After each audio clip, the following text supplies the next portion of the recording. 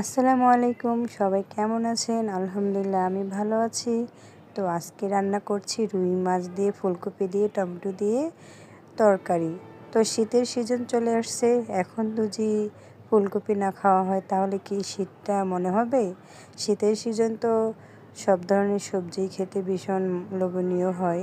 তো অল্প একটু ধনেপাতা দিয়েছি, তাতে ফ্লেভারটা ভালো আসে। তো আমার ফুলকপি দিয়ে তরকারি খেতে কিন্তু ভীষণ ভালো লাগে।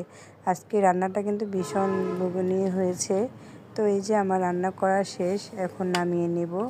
তো রান্নাটা কেমন হয়েছে সবাই কমেন্ট করে জানাবেন।